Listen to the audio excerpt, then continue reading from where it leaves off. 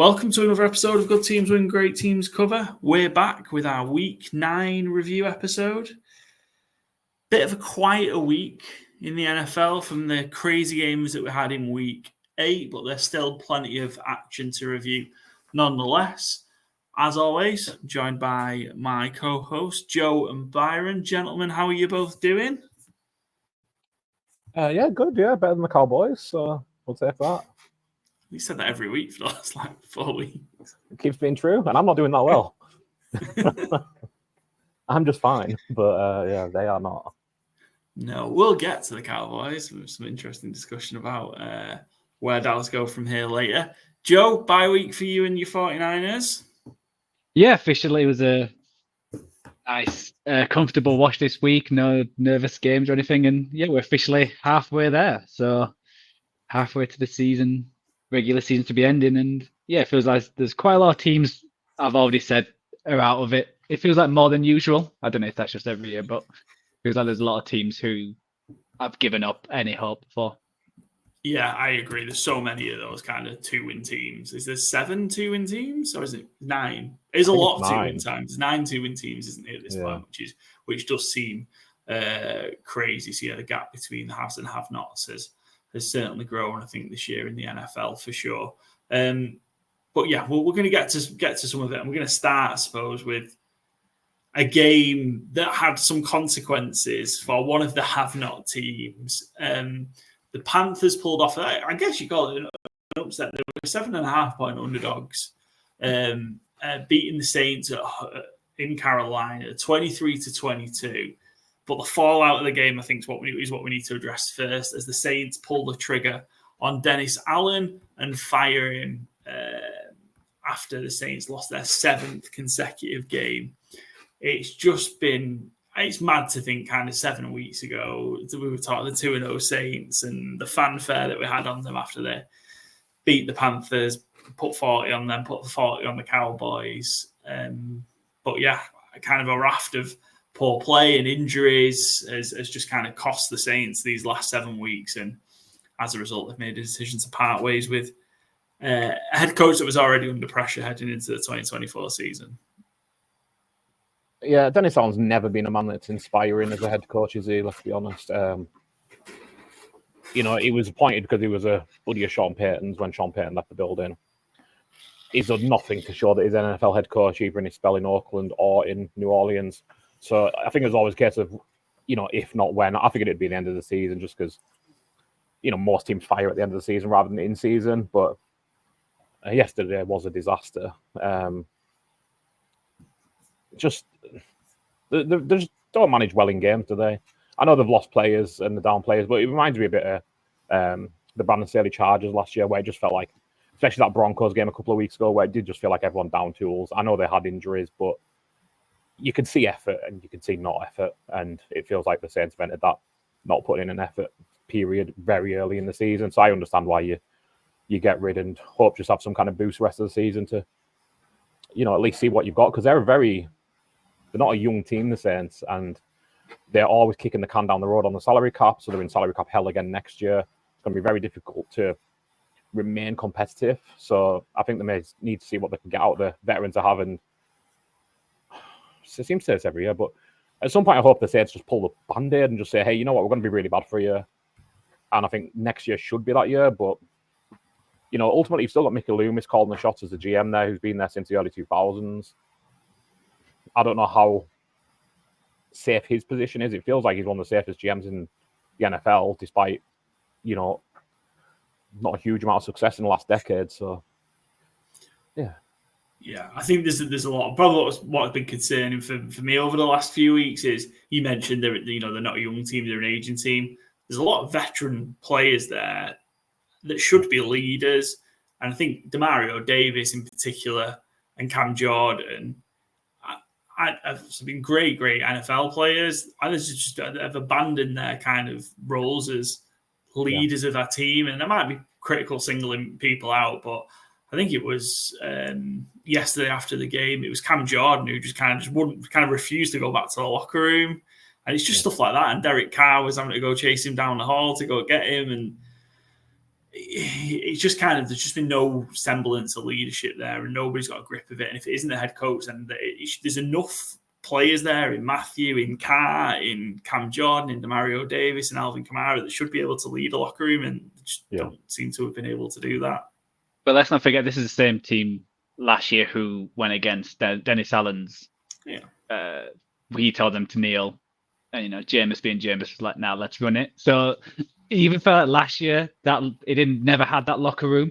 No. And I was shocked that they kept him this summer. It just felt like a Saints kind of move, just like you said, kick it down the road and just deal with it the year after. So it's not surprising. It should have been done in the summer. They didn't do enough.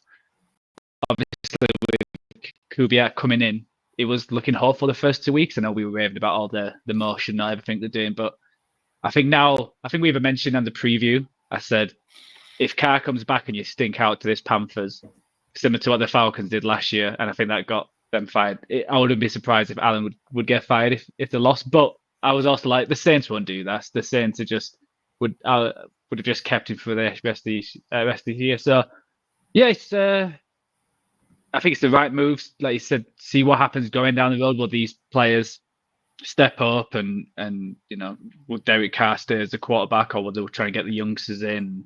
Have they given up on that experiment? Is it Clint Kubiak? Have they said who's taking over the role, or who's in the interim? The interim is the special teams coordinator, and it's Darren Rizzi. That's the. Oh, I thought it was a Rizzler. No, it wasn't the Rizzler. He might have done a better job. Darren Rizzi, that's right, isn't it? Yeah, that is right. As much as I want to say it's a Rizzler, it is Darren Rizzi. So we'll see where we go from there. And I'm guessing they'll keep interim throughout the year. It's usually surprising getting a new head coach halfway through the year. But and also, again, who would want to go to them as well? Yeah, that's going to be my question. Yeah. Especially you go in there and you're already, before anything happens next year, you're $80 million down against the cap. Yeah. I know he's not in the building anymore, but Michael Thomas is sounding off about Derek Carr, and then Chris Olave's brother is joining in on the chirping, and neither of those people are in the building, but it doesn't leave a good impression. I don't know if you saw the Callan Saunders stuff on Twitter as well. No. The lineman for the Saints, he was throwing some stuff out there as well, saying fans says keep losing so we get number one pick. Hell, throw me a QB shit. Let's have something fun to watch. Oh. And that's it's not looking. And he went on a bit more than that. So it's I think everyone's giving up. And it was funny coming from the I think you mentioned it in the preview, Byron, about Carr's quote about "I'm not a savior." Well, it certainly wasn't. Well, it certainly lived up to that anyway.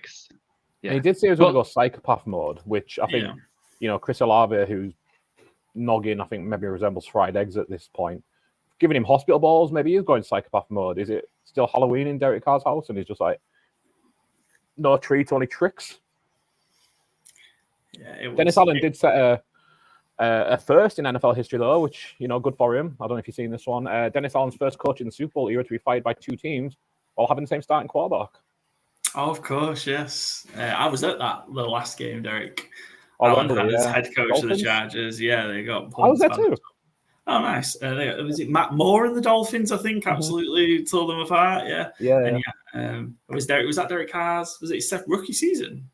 Could well have been, yeah. 4 games of Derek Carr's rookie season. Yeah. So. And we got another. Yeah, we got another stat of the. So Bill Barnwell and Twitter put Saints outgained the Panthers by 150 yards, ran for 150 yards, and won the turnover battle. Over the last 20 years, teams have gone 275-0 with that formula. So now it's 275 for one. That's 2 in 2 weeks. Obviously, the Jets had it last week, so we've got another one where it's like ridiculously odds and outgain a team by quite a lot of yards and still lose. It's weird football season where teams are like dominating in terms of yards, but then losing to these teams. So, but let's give the Bryce Young and the Panthers some love because they got another win, and Bryce Young getting a win was he was a happy boy if you saw the photos.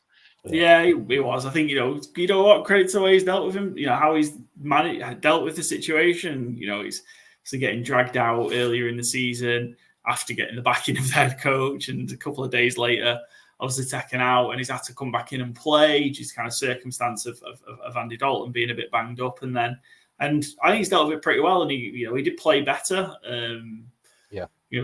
He certainly did. And, can he just keep on progressing a little, bit by bit, and, then the Panthers get something for him, or can he have a career as a backup? I don't know. Or can he play so well that he gets another shot?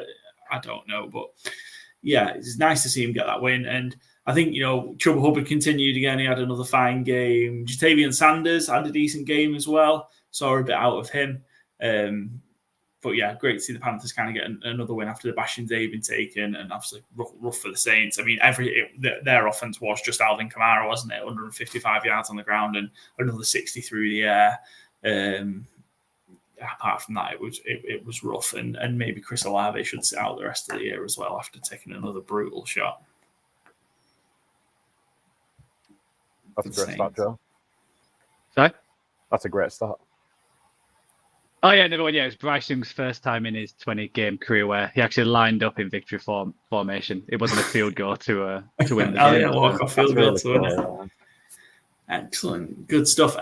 Less said about it again. But yeah, Dennis Allen's second head coach to be fired this year.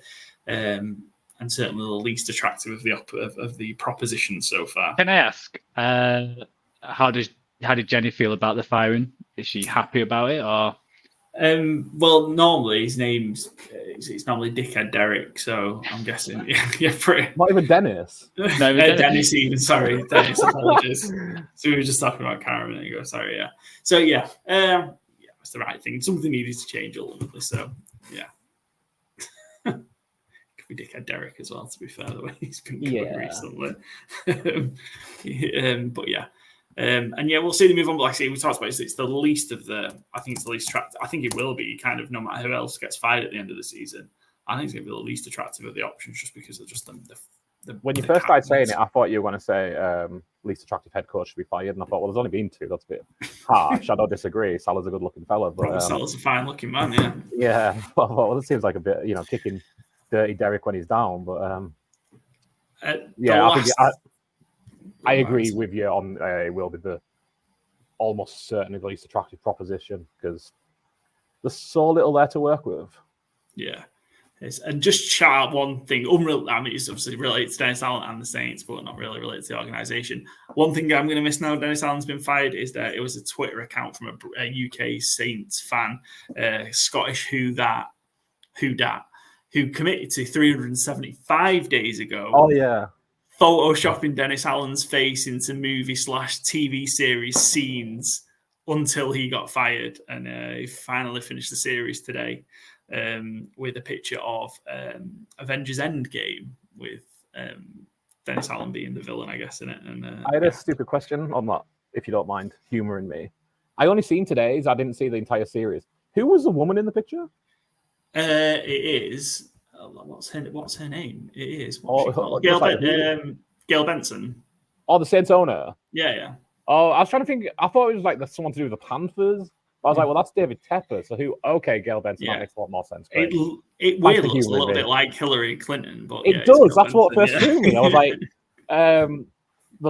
that's what I was zoomed into it. I was like, okay, well, it's not Hillary Clinton, but I have no idea who it is. I'm not that au fait with the NFL owners.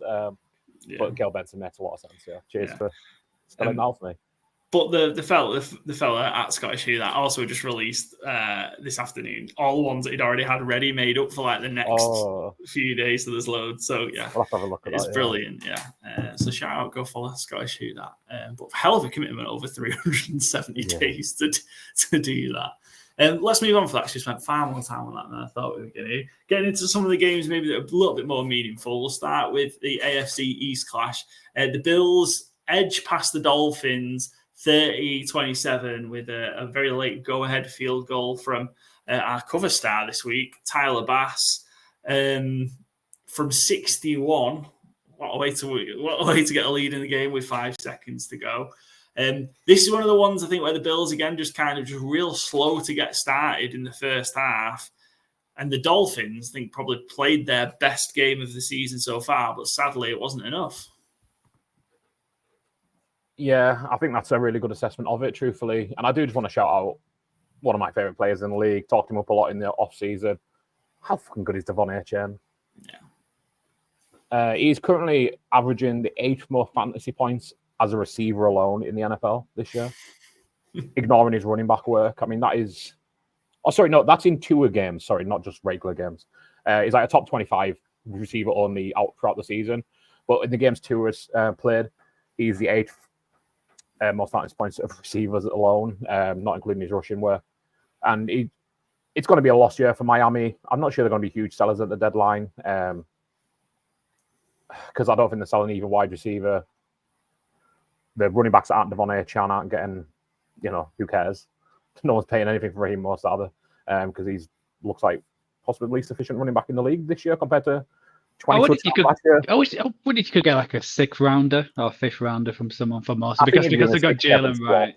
Yeah, I mean, I'd understand it for Miami just to get him got somewhere. If somebody wants a second running back, I would definitely do it because he's not going to be there next year. So you might as well. Calais Campbell, like that kind of defensive pieces. Defense, there's Poyer, there's even Endo Fuller. I don't know, but yeah. Poyer making big plays for the Bills yesterday. Never mind. For the first time he's leading. That was the killer, wasn't it? Ultimately, that was kind of ended the game. But I mean, if you're going to fly over there, we saw that. There was maybe 3 or 4 instances of that. And a couple we'll talk about in some of the other games that we're focusing on. But yeah, ultimately that's kind of what not cost Miami, but it killed the game for sure. Obviously helped the Bills get in position to kick that game-winning field goal. But yeah, these weeks Miami played really, really well. Tua was real efficient, 25 for 28 for 231 and 2 touchdowns. You just fell short on your Devon Achane props, didn't you, Byron? To start getting the ladder, he needed 60+ receiving yards. He finished on 58 from 8 receptions. From 8 receptions, you'd have thought he'd have had a good chance to get in. Oh yeah. One of them was a touchdown. I mean, he would have kept going if the end zone. Just kept going down the tunnel and just had all those yards on.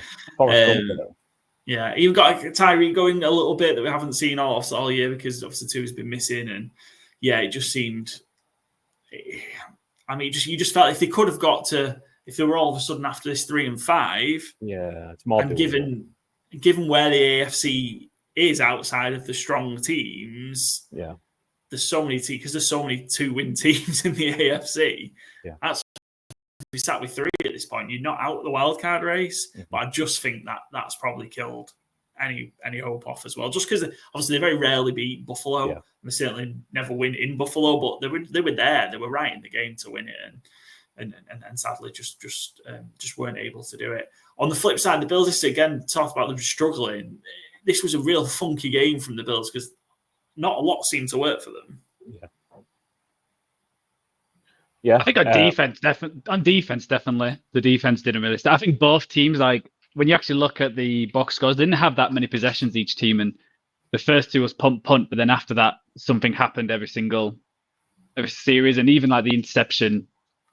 Well, the Buffalo through it was a great pass from Josh Allen. It's definitely one of them stats where an INT which shouldn't be on the QB stat sheet because it was straight into Coleman's hands and flew up to Ramsey on the goal line. So it's weird from the Bills, but when you look at like the offense, so in the second half they went touchdown, winning field goal, and the Dolphins more or less did similar except doing that fumble at the beginning. So it was one of them games.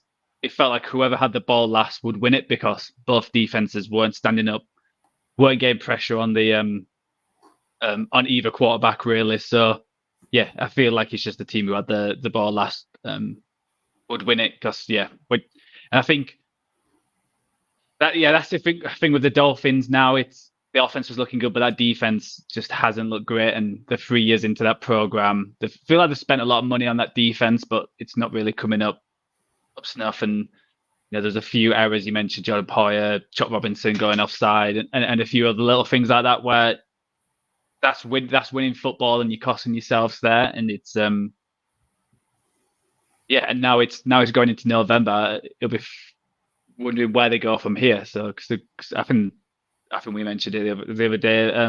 Like, is McDonald's even safe at the end of the year if they don't pick up here? I think it's a big next few games. I think it'll last to the end of the year, and if they get around 500, then they'll stay. But if they bottom out and win 3 or 4 games, it's 3 years into the process, and a few big players might want to leave because that defense is just not up to stuff. But the Bills win again, 7-2.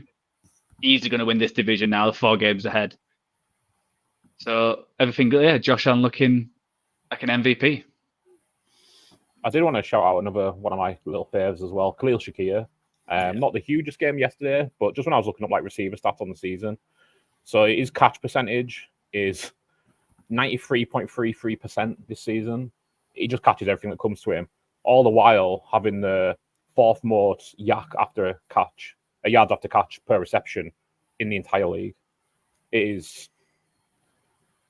I don't know. Like, I know he's not a true wide receiver 1, but I think for no Stephon Diggs in there, for keeping that offense running as he had, not he solely obviously, but I just think he's such a kind of unheralded player in the league, and he's not a do everything, but he does an awful lot for that offense, and I think he's been a big part why they have been so good this year.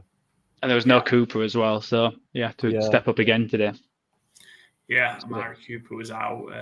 So Matt Collins get a bit more work as well, and so Ray Davis had a long touchdown. I guess not catch, but certainly run after catch for 63 yards. But yeah, Buffalo 7-2 atop the AFC East, and I mean, maybe is it them and the Chiefs going to scrap it out for the number 1 seed?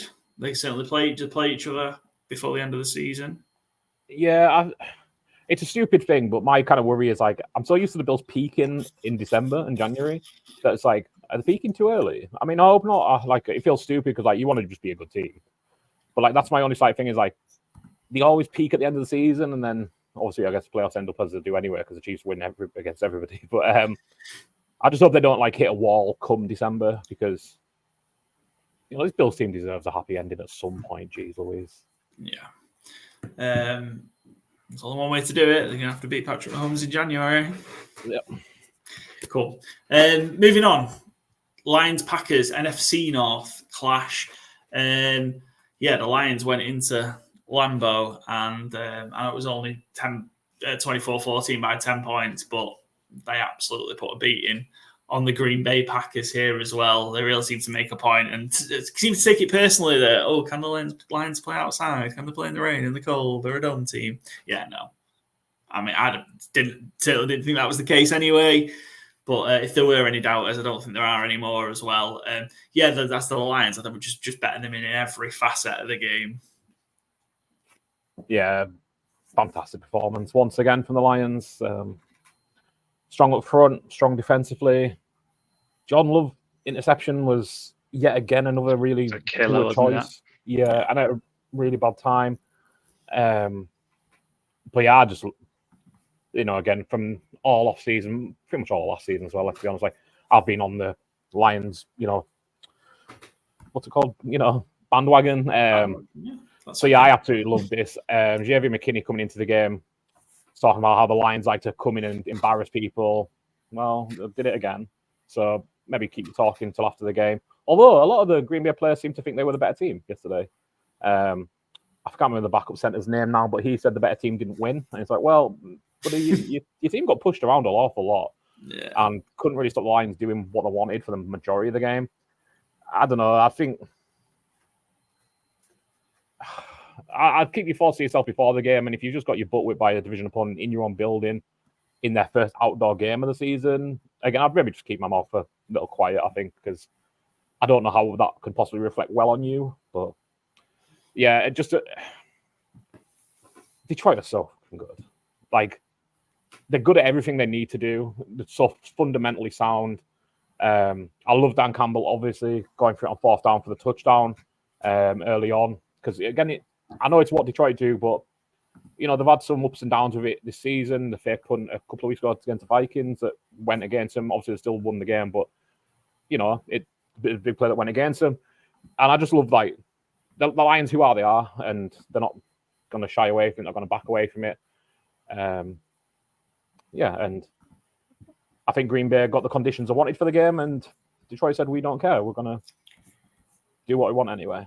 Yeah, it was miserable, wasn't it? The weather. And I heard, obviously, I wasn't on the preview. Was it Joe? You were shouting out you really like the under on this one, but you didn't take it in the end, did you? I did. I took this one. Oh, so did you take the under? Fold. Oh, was it in your fourfold as the under? Apologies, yeah. But yeah, I mean, in this one, this is one of our featured games in the preview. By the way, you two did a great job with the preview. Yeah, I think we were 2 for 5. I was on the line to -3.5. It was outside maybe the Commanders and Bills. It was my favourite bet of the week. Lions -3.5. And Joe, you hit Montgomery and Jacobs both over 75 rush and receiving yards at +320. So a nice 3-1 cash from you there as well. And I think Byron, I don't know if they were going to kick off. So McManus missed a field goal, didn't he? Which didn't help. Yeah, I mean, he made 2, to be fair. Bates just only made the 1, though. So that's where mine went short, sadly. Because Lions didn't need to. Lions did not need to, yeah. It is a weird game. Yeah, it is weird go when you look at the actual total yards of the game. It's one of them weird games where the Packers had 140 more total yards, but they never felt like they were in command. I guess it just helps them long drives the Lions have where they still have more of the possession with a lot less yards. And it feels like a lot of that Packers was at the end where they were just throwing things up in a couple of, they had to go for in the 4th down. So yeah, the Lions have got them key pieces to win these kind of games, especially up front. And, Jared Goff actually playing, it feels like most game is like 18 for 22. That just feels like it feels like he never throws more than 30, and it just doesn't need to when you've got that running game and everything going. So yeah, great for the Lions. And I don't know if you saw, there's rumors that Zadarius Smith's going to the Lions from the Browns, which I think would be massive because they only got 1 tackle for loss, and no sacks against the Packers. So again, I'd almost like them to see them make a second push as well for a second D end. I think Smith's a great starting point, but that is my one concern. Like, even with Aiden Hutchinson there, it was always like, you need a second one there. The DTs are doing pretty well, Ali McNeil, but especially. But a second edge rusher would really help. And obviously Smith would be the one when he comes in. So I think, obviously, you don't want to mortgage your future, etc., etc. Like, obviously, your Max Crosby's aren't available. There's kind of talk about that, but I don't think that's ever going to happen. But yeah, I'd love to see him go for 2 and just like, how many times are the Lions going to be 7-1? Or like, how many times is any team going to be 7-1? With the chance to really put your foot down. So I'd love to see him get a second one in if they can. Also, the deadline Tuesday, 4 p.m. Eastern, 9 p.m. UK time. So we'll see any moves. Yeah, Lions 7-1, Packers 6-3. Just a quick word. Obviously, Brian Branch was ejected from the game. Any question on that one, right, Carl? I mean, you can be ejected for helmet-to-helmet contact. I feel like I've seen a lot less deliberate calls, or a lot more obvious calls not get ejected. Like, I can't remember the defender's name now. Chris Lavia one. 4 flags came in instantly, and the entire stadium was like, oof, instantly. Yeah. Whereas the Branch one, it seemed like it came in really late, and it was. I think it was from New York. I'm not 100% sure. Yeah, it was. Yeah, I did. Yeah. It didn't seem like it was that egregious of a hit to me. But ultimately, like, it did go helmet to helmet, and I think it was a deliberate hit. It just didn't seem like the most egregious case of it. So I was a bit surprised he got thrown out. But maybe because Lions won, that I don't mind it so much. And then he was flashing the double bird as he was leaving as well. Which that was my bit, because there was the bit as well, because I think it was the toothless, so it was the hit, and he got pinged with an unsportsmanlike conduct. So there were 2 penalties on the play. So that was the second one, but for the double birds. Which is a wild shot. I've seen the still of it. It's great. I do love, like, don't leave it ambiguous. Don't be like, well, I might get pulled for this. No, I'm just going to double it, right up. So they know what's going on. Yeah. No, certainly not lost in translation for sure. Hopefully not suspension, though, because he's been... Yeah. I mean, he's kind of the defensive player of the year. Yeah, I was going to say, I don't know if he's been the best safety in the league, but he's certainly... I can't think of one better. So, he's been a really good player to watch. So, hopefully not a suspension coming. He's served his time. Get him back for next week. Yeah, and Kirby Joseph also stepped up, made the huge INT return for the touchdown in Branch's absence. 24-14 Lions, 7-1 Detroit, and Green Bay 6-3. Rams and Seahawks. This was, well, it wasn't the first one, but it's the second game of the day that went into overtime. The Rams win it with a walk-off Stafford to Demarcus Robinson touchdown pass, a second touchdown reception of the day for Robinson on a great deep ball. And the Rams come away back to 500, 4-4, banging that division race, bang back in the playoff chase after a difficult start. And they did this without Puka Nacua, who was also ejected. We just talked about Brian Rance being ejected for a, I don't know if you can call it a punch from Puka, but a very timid punch if it was one. Early on in this one. But it looked like it went a bit back and forth. It was kind of a bad day at the office for Gino, but then he kind of hung in there and made some huge plays down the stretch to kind of get it to overtime. Yeah, what did you make of this one, guys? It was a fun watch. And again, I'll always go to bat for my man, Geno Smith. Where's the start? Mina Kimes here, yeah. Geno Smith came after the game, said he needs to make better decisions. And the one he made today affected the team negatively and cost him team the game, which, good accountability. Geno is a leader. I have no doubt about that. But it is worth noting, this from Mina Kimes, he's right about decisions, but it's worth noting that he faced quick pressure under 2.5 seconds more than any other QB in the NFL this weekend. It is an impossible condition for consistent QB play. And I fully agree. It's been an issue with, I need to Chicago there, with Seattle at least the last 2 years. And realistically, when have they had a good O-line? Like the Legion of Boom years, maybe? When Russell was a rookie. Yesterday, wasn't it? The Rams managed to get to him 7 times yesterday. Yeah, and it's just... I stand by that Geno's playing quarterback at a really high level for the most part, but it feels like the margins get thinner and thinner because that O-line just seems to be getting more and more exposed by the week. And I think to put up even 20 points, but kind of the way he did it, 360-odd yards, 3 touchdowns, 3 interceptions. One of the interceptions, pick 6 in the end zone that you just can't throw. Yeah. Again, I'm not here to. I'm a fanboy of Geno, but like I'm not blind, or dishonest. But doing that without DK Metcalf, JSN had a game that I didn't know he had in him. Truthfully, at the NFL level, he's not shown that ability. Kenneth Walker nearly got 100. I think he would have got 100 if he hadn't had to run backwards again to get another dodgy snap. Comfortably, because there was another 20 yards I think he lost. Yeah, on killing me 2 with weeks in a row. I don't have Kenneth Walker in that many fantasy leagues, but sadly, because again, he was another player I loved coming into the season. But yeah, it just cracks me up. The O-line, it feels like on the TV show The Traitors, where it's like they're trying to sabotage. They're trying to sabotage but without being noticed. It's like, are they actually bad, or are they like taking money from LA? I'm not too sure, but really good quarterback play by the 2 quarterbacks. So Stafford doing it about Puka, Demarcus Robinson flashing, Cooper Kupp going over 100 yards. Just a really fun game to watch, and this division's really fun overall. Everyone's got between 5 and 4 wins. Everyone's got between 4 and 5 losses. LA could well make a run now, though, I think. Yeah, I mean, I know they're only obviously 1 game back, but because of the challenges that they've got, particularly is this going to be too much for Seattle to be able to overcome?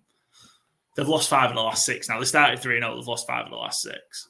Yeah, and who did they beat in them 3? Patriots. Miami without Tua. And I think it was Denver week 1. Yeah. Bo Nix's debut. So again, as much as I was in on the Seahawks going into the season, as much as I love Geno, that's not great, is it? You lose 5 of your last 6, and your 3 wins were against, at the time, 3 of the softest teams in that week. So, yeah, I mean, it's probably not going to end up in a playoff run for Seattle, sadly. Be interesting to see how Mike McDonald continues to, it is his first year as a head coach, continues to step up that defense as he can, instigate his philosophy more. But, yeah, I think this year is probably going to be a learning year, as it turns out, rather than a playoff year. Yeah, I agree. I think it's obviously another team with red zone issues as well. When you look at this game, the also the interception TD, which is massive, and then another interception when they blocked the punt, and then they were 3-1 in overtime. That's 3 chances to win this game, more or less, and they just couldn't do it. And the Rams defense is getting better, but it's not like it's a gauntlet, stopping the run kind of team. You can run on them. So the fact that they got stuffed twice in overtime, which I think was the right decision, that I think it should have gone for it.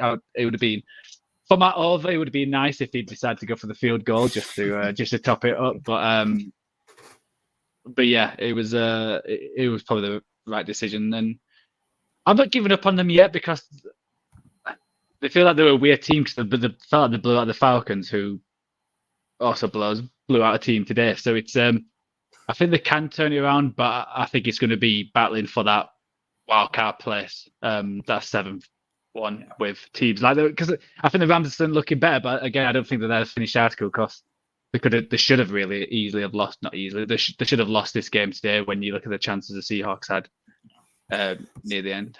I suppose you're never really out of it. If you can hover around 500 because of the way this goes now, you suppose you're never really out of it until kind of week 17, are you? So, yeah, I just think it's just too much to overcome for Gino and the Seahawks. But yeah, really excited for the Rams. I think the Rams can be real dangerous, and I don't know if they'll get to that. I think I had them at kind of 11, maybe even 12 wins to start the season. I don't think they'll get there, but I think they can certainly get to 10, and they'll be a real difficult out if they can get into the postseason for sure. Our last game, I think, to just focus on more in detail, is the Philadelphia Eagles, who somehow didn't throw this away because they really, really tried to. 28-23 winners over the Jacksonville Jaguars, who got the ball back with a chance to win the game right at the end. And considering where this game was, the Eagles were 22-0 up and cruising. And they just opened the door for the Jaguars to come back in, and maybe the Jaguars should have won the game. Yeah, it was a bit of a nothing throw, it felt like. I know there's been people was asking Doug Pearson why they not run it to waste some clock, because they had plenty of time, and you're throwing a ball to Dearness Johnson on a 1st and 10 at the Philly 13. It felt like such a nothing kind of pass. Yeah. Or what it was for the situation, maybe, like I said, you had 1 minute 49 or 1 minute 42 left. Yeah. If you score that, then you're giving the Philadelphia a chance to win it, basically, with plenty of time. So why not just try and run that ball a few times and be a bit clever, where it's just, offer it to one of your main guys. Why throwing it like a running back? And it was it felt like a typical Trevor Lawrence kind of sometimes where he does this, where just over. It was good play by the defender, but he was just floated it too much, and it seems to do that once or twice a game. And they had the chance to win just because the Eagles decided to go for all these 2-point conversions and not give one to your main man, Barkley. Yeah, Nick Sirianni is baffling at times. But before we get into a bit more detail of that, we have to mention Saquon Barkley. Outstanding day on the ground. 27 for 159 touchdown, also caught one through the air, but also gave us the highlight of the season so far. What are we calling this move? Reverse hurdle, right? Are we calling it the reverse hurdle? I feel it needs something more grandiose than that. Well, my other option was going to be reversal, but that doesn't really make sense. The reversal, that seems much better, much more creative. After already going past 2 people, was it a Duke, a spin move? It looked like he was trying to do a second spin move and realize where the defender was. It's like something from the Matrix. Like, I'm not big on Kung Fu, or as maybe there's probably Kung Fu films that are a better reference point. But it just felt like someone who was, I don't know, like playing a computer game on a cheat mode. Or bashing the button. So like 2 things. Yeah, so 2 things happen. Oh, how the fuck did I do that? Yeah, that's a very good shout. Yeah. Incredible stuff from some Saquon with the reverse hurdle. Because I think the best thing, if the defender didn't dive in as well, he would just got a face full of ass as well. So you just either way, that defender was losing. Yeah, I think the only way was if he like caught him and then slammed him on the floor, a bit like what happened to Travis Kelce that time. But he was. It looked like he was kind of set up for a wrestling move. Yeah, it felt like he was rehearsed. Powerbomb. Yeah. It's like when these people say it's all scripted, the NFL, they might point to that and be like, yeah, that looked like it was scripted right there. That's how they planned it. But I don't know how you do that. Like, but some power in them legs.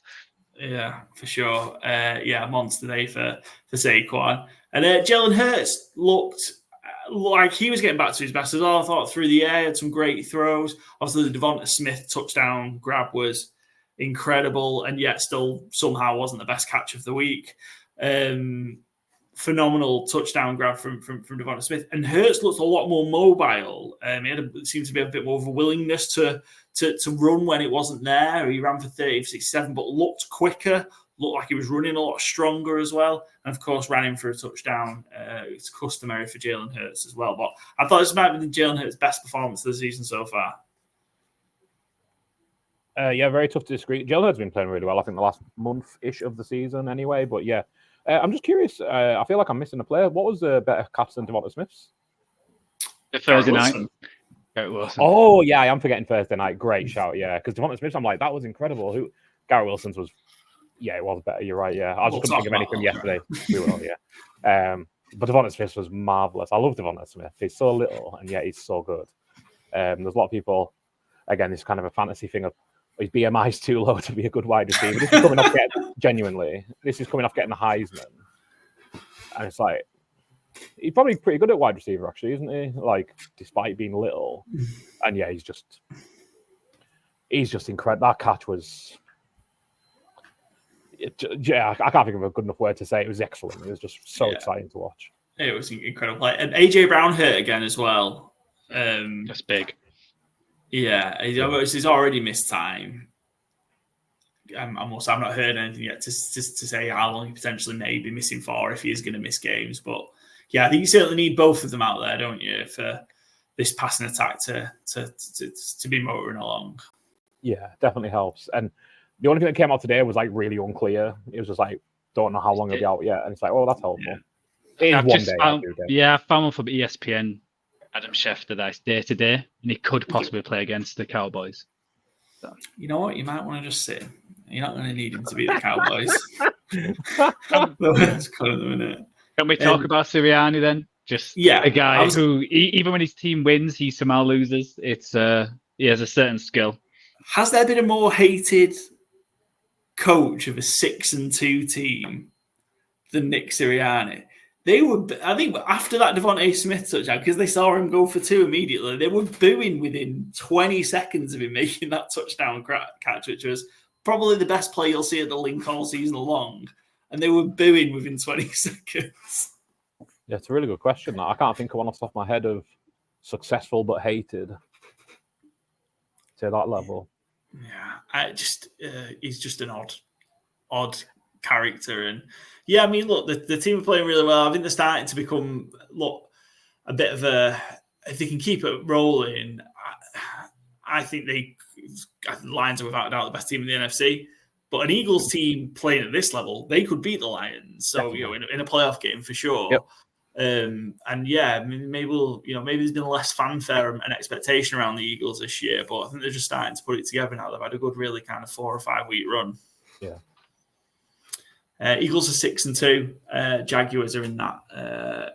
They're one of the 9 teams with 2 wins at 2-7. The way it was going, they were going to get beaten, and that might have been the end of Doug Peterson. But I think he's bought himself at least another couple of weeks.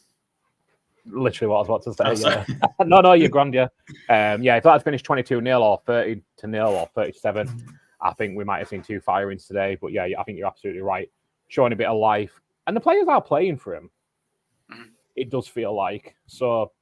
That isn't a team who's jacked it in like the Saints have done. So I still think there's probably a party at the end of the season, but yeah, less urgency to throw it in now if the players are still playing. Yeah, for sure. And a big play from Trayvon Walker, who seems to be making them now. He seems to be showing up more and more. And he felt a bit dodgy, that play as well. I don't know if that was a fumble. It was a weird one. He was down by contact, wasn't he? Yeah. I mean, you saw it clearly in the replay. It was apparently there's I don't know that was the thing. It wasn't enough contact for him to be down by contact. I think someone was playing against someone with Barkley in the team, and they thought, let's give him a fumble. It wouldn't have helped us, Joe. I've seen some of them down by contacts before, where like players are literally brushed, yeah, and like the defensive player seemingly doesn't even know they've touched them. The deep downfield with catches and such.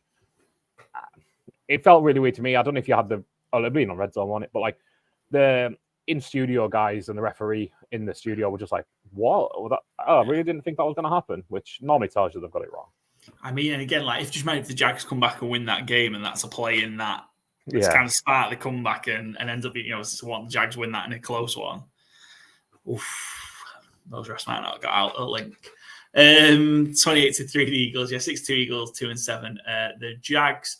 That's the end of the featured games for us. So a little bit of an extra one with the Dennis Allen firing.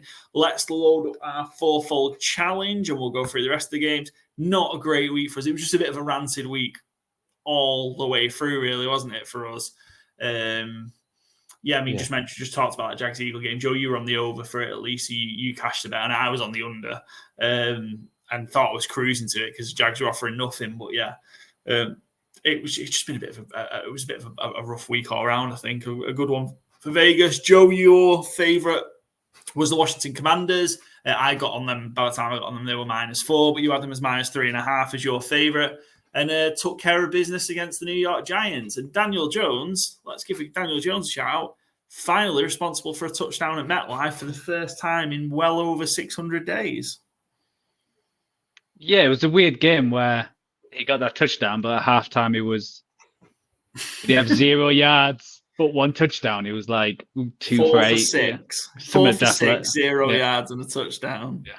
But what they were doing, they were running all over the Commanders. They felt that's why all the yards were coming first half, and they did put some nice plays together. But yeah, it just felt like the Commanders were too strong, and yeah, it was I would say obviously comfortable when they were 21-7 up, but the Giants fought for it, and it wasn't. It took the Commanders had to win that game at the end, and I think they hit a huge play just near the 2-minute mark to basically kill the game. So, the Giants showing some life, but the Commanders are beating teams that they should be beating in 7-2.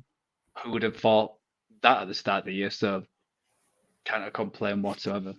Yeah, Washington 7-2, half a game ahead of Philly. They've still got to play each other twice as well. So obviously that obviously the NFC East is down to those two. Solid performance again. I had them at 4, you had them at 3.5. Joe, on this, they won by 5. Felt it was going to be a lot more comfortable than that, but got the business of no Brian Robinson, but they still managed to run for 150 yards on the ground between Chris Rodriguez, Eckler, McNichols, and Daniels himself. They all got 8 or more touches. So another solid outing for the Commanders. I did want to mention just a pure oddity of that Daniel Jones halftime. This is from Mike Garofalo via NFL Research. Daniel Jones is the first QB since 91, and that is since it's tracked, so it goes back further. They just don't know how far. To have 0 or fewer passing yards and a passing touchdown in the first half of the game with 5+ attempts. He's one of one, is Danny Dimes. He certainly is. Yeah, it reminded me. I did the last half time with Desmond Ridder last year. Had a real a stat line where he was 4 of so many for minus yards and a touchdown, well into the second quarter of a game. It just reminded me of that for last year. And we saw Desmond Ridder. Well, I guess we'll probably touch on that for a little bit at least. But yeah. Giants 2-7 again, another one of those 9 teams that are on 2 wins, and Commanders 7-2. You can look. There's going to be a 4-win team here that's picking 10th or later in the draft because there's that many bad teams in the NFL this year. Speaking of which, the Cowboys. No, we're not get there. Joe, we'll talk about your 2 games. Well, just the picks. You're on under in Lions Packers that hit, and over in Rams Seahawks that didn't. And then you took the Cowboys as your 2.5-point underdog. I also took the Cowboys Falcons game as the under, which hit. But you took the Cowboys as 2.5-point underdogs, and this was an absolute disaster for the Dallas Cowboys. Abysmal yet again from Mike McCarthy, from the offensive line, from the defense. it was just a mess again. I don't really know what else to say. No, they just feel such a sloppy team. Like, you can get beat by a better team, and that's fair enough. We said going into this season, they've got some issues here, there, and everywhere. But it's just the penalties and the sloppiness and that's the things you can't. Well, that makes you a bad, just a bad run team, and that reflects on the coaching staff and everything with it. It just felt like there's so many times, the Cowboys could get back into this, and then it was like, a penalty and another penalty. Guyton's being flagged again, who is not being a great rookie starting this year. It's and obviously that fourth down and the fake punt as well. It was just a bizarre decision. Yeah, especially how close he was, and I can't really blame the punter, but it was never on. It was nowhere near on. So to even attempt that was crazy. They did the same thing in a Thanksgiving game a few years ago. It was the only other year that this is McCarthy's 5th year now, when Dak was injured, when he broke his ankle back in 2020. Thanksgiving against the Commanders, when they were down a couple of scores, they did something similar. And I want to say that was like not long after halftime as well. So that won't really surprise him. It didn't work. They went on to get pumped. The rest of the game, I can't remember who played quarterback for the Commanders, but I want to say it might have even been Colt McCoy. But yeah, it was Colt McCoy. Yeah, and they got whooped like 40-something, 14, and it was the exact same sequence in a play. It was bizarre. Just a madness decision. It's a 1-score game. You just have to halftime, just punt the ball and play defense, because actually, in parts, defense didn't do too bad. It's just. That's how low the bar's been for the Cowboys. They were only giving up 3.5 yards a clip on the floor in the run game, which is a big improvement. One thing they actually managed to do finally was run the fucking football. Yeah, it's weird not having Zeke anchoring your entire output, isn't it? Some fat old man who should have been retired a year or two ago, Yeah. Even Dak was using his legs a little bit. They got too much, you might see. Yeah. Lamb as well. And Dowdle, 12 for 75. And he also had that crazy catch as well. That was a great play. Rico Dowdle, which is a great play.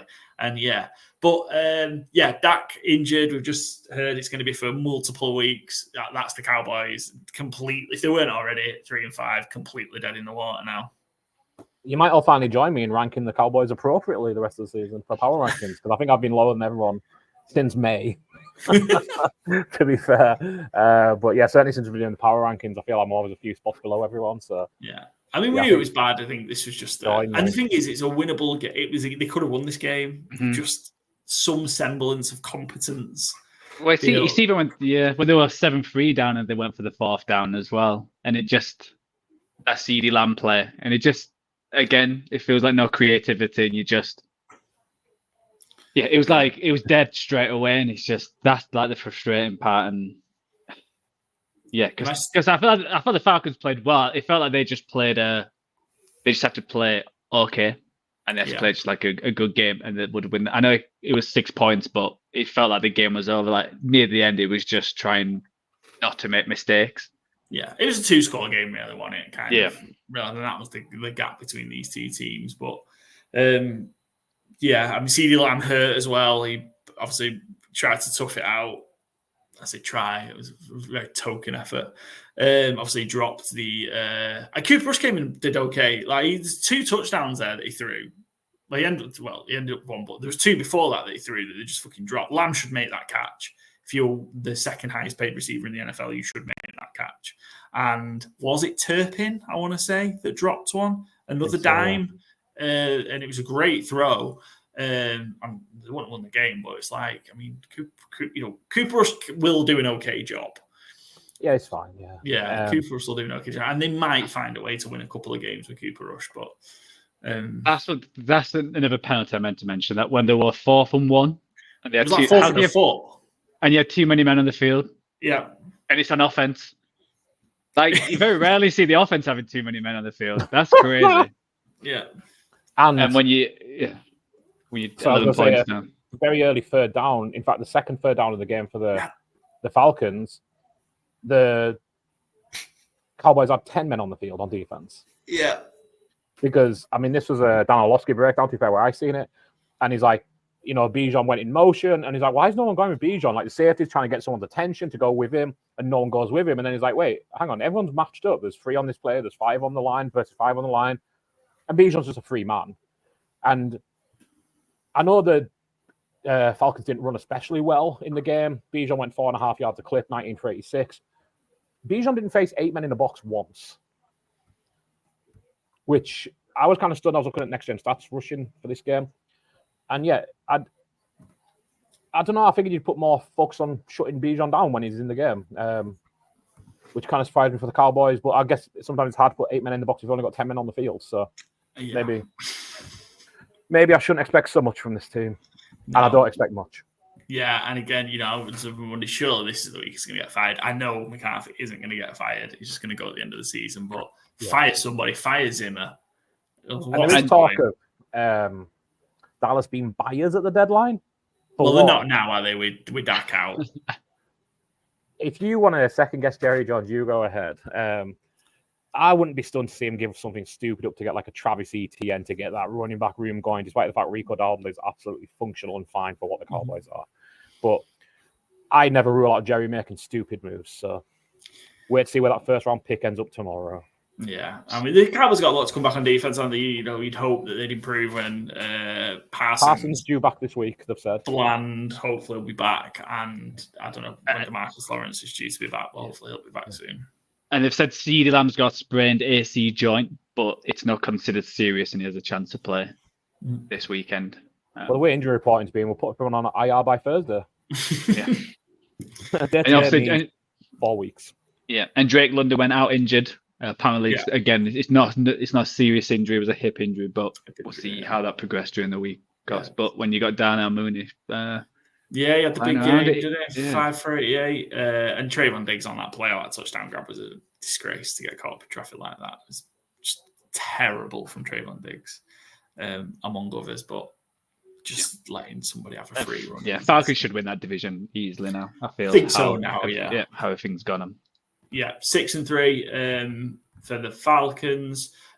Cowboys 3-5, and I just wanted to talk about. I know Mike McCarthy isn't going to get fired, but Jerry Jones has now got the perfect excuse. Mike McCarthy is on video, recorded, destroying team property, spiking that tablet. Perfect excuse. If I got fed up at work and smashed on my laptop, I'll get fired. Yep, absolutely. Fire Mike McCarthy, and he did a shit job of that as well. I mean, he left the case on. Yeah, he just like a big baby. Yeah. His face annoys me so much. What was your over this week, Paul? Moving on. Chargers Browns. I really felt this should have got there. Jameis was awful. That's what I said. You trusted Jameis not to throw. The 3 interceptions which should have been caught last week were caught this week. Yeah. That's the thing. Yeah, it was 27-10. What was it? 43. I really thought it was going to get them. The way the game was going, I was like, this is definitely going to get there. Because, I mean, the Chargers again, Justin Herbert looked really, really good again. They've opened it up now, haven't they? That's kind of 2 or 3 weeks in a row now. We've seen the Chargers open it up. They're not. Look, shame they're not 6-2 right now heading into next week. And someone would be looking at cashing out. But, you know what? They play that next game they play the Bengals has been flexing Sunday Night Football. You'd fancy the Chargers to beat the Bengals the way they've been going and kind of be sat in the same position. So if they did that, might be able to try and cash it out at that point. But 5-3, definitely well in the mix in the AFC, certainly for Wildcats. But I think they'll be one of the team's favourites because there's just so many 2-win teams in the AFC. They'll certainly be there. And just a real solid performance. Just didn't let up on the Browns. Justin Herbert's looking great again. He's 18-27 for 2 touchdowns and 282 yards. Dobbins had a decent game on the ground. Quentin Johnson again, just a big game. He had one earlier in the season, had another one, 4-18 and a touchdown. And then a couple of busted coverage plays from the Browns, and the Chargers were able to walk away with this one quite comfortably. Yeah, the Quentin Johnson touchdown was just pretty funny, to be fair. It's like, can you run 66 yards? You will get a touchdown. Because it felt like the Browns forgot he was on the field or something, or I'm not sure exactly what happened, but I mean, yeah, he went over. He got about 120 yards overall. So it wasn't just one fluke play. Good for Quentin Johnson because he took a lot of shit last year, didn't he? And he looks a lot better this year. And a good win for LA. Not sure what else to say about the Browns, really. Yeah, I think the Josh Palmer touchdown as well. It was massively over, and I think that's what you got to do against the Browns and Jameis Winston is just get ahead by a couple of scores. So going into halftime 20-3, it was a bit like, told Jameis it'll be coming out, and he hit his milestone. Don't know if you saw that. His 100th INT he hit during this game. So he's I don't know how many people are in that club. Can't imagine it being too many, but so Jameis there. So yeah, with this Browns team, I think the difference between last year to this year is letting big players happen. Yeah. And that's why I was worried with teams coming into a year with like the main strength is the defense. You can't always rely on that. So, when they're giving up these big players and your quarterback's so gung-ho and puts it out for defense to get it, it's a recipe for disaster. And I feel like that's killed the Browns a bit. I think there was quite a lot of people with hope and like excitement after last week. And I never felt that just because I thought, who do they think this Winston is? He's shown us throughout his career he'll have big games where he'll score plenty of points and just about get away with quite a few, and then he has disasters like this. So that was his first start post LASIK, Joe. It could have all been different. Maybe LASIK could have all been. Yeah, LASIK I think have cancelled the ad campaign. Yeah. So. And he's since you were asking, he's 121st in career interceptions. Which is lower than I expected. I wonder, like, with TD, per game. Per game as well, yeah. Yeah, the per game I was interested in, but I just have it up on PFR. I haven't exploited Excel to do the math on it. So, and the leader, to be fair, is you probably both know who the leader is, but he is miles clear of second. Yeah, just gave a speech for president. I say president. Gave a speech for Donald Trump the other day, didn't they? He did indeed, yeah. We are not garbage people. Yes, you are, Brett. Brett Favre, 336. George Blanda, who played in the 50s and 70s, 50s, 60s, 70s, 277. 40s, 50s, 60s, and 70s, by the way. Yeah, 49. I didn't want to get too thing on it, but yeah. Miles clear of everyone else. Garbage person. Book Brett Favre. And yeah, Jameis got some work to go to get there, though. I don't think he's going to make it in his career. He'd have to go some lick to throw another 250 interceptions. That's at the age of whatever he's up to now. 8 plus 30 interception seasons. So it's fine. Jeez Louise, yeah. I hadn't really done the math on that. Yeah, that's asking a lot. Yeah. But if anyone could. Restore sighted Jameis can. Chargers 5-3, Browns in the title at 2-7. Next up, our overtime game from the early slate. I had the Patriots at +3 and loved the way this game was going. Couldn't really see a situation where the Patriots weren't going to win this game. I felt the way they were going once, obviously, the miracle Drake May play happened. Possibly will be the highlight of his rookie year campaign. But yeah, Titans in overtime, 2017 as a result of the push. But yeah, I think that was the only kind of major talking point from this game. What a play from Drake May to drag this game into overtime. It was really fun. I don't know if you've seen I don't know if it's a tackle or a guard, number 74, I think it was. I don't know the guy's name even. But it was so funny because it was like he was a spectator. He was just like stood out ahead of Drake May, like watching. And checking Drake May was still where he thought he was. And like at the same time, there's just like linebackers running past him as he's looking to see where Drake May is. If you didn't notice it, I would recommend going back and rewatching it just to. I'm sure he was number 74. Michael Jordan, that guy's. Yes, it is Michael Jordan. Yeah, I knew he had a funny, a standout name. Just really funny. Give it another watch if you haven't already seen it. What a play by Drake May, though. Just. You need to see something, I guess, for New England for the rest of the season. That was really a highlight moment. He was making plays all game, I thought, as well, to be fair, especially using his legs. Quite effectively, he ran for 95 yards on the ground. He was responsible for 95 of New England's 110 rushing yards on the day as well as 206 through the air as well.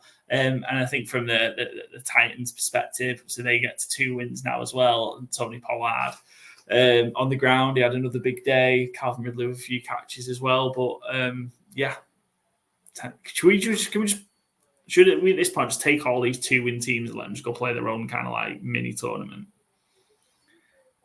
Yeah, who gets number 1 pick though? The winner or the loser? The winner gives us to play for the winner.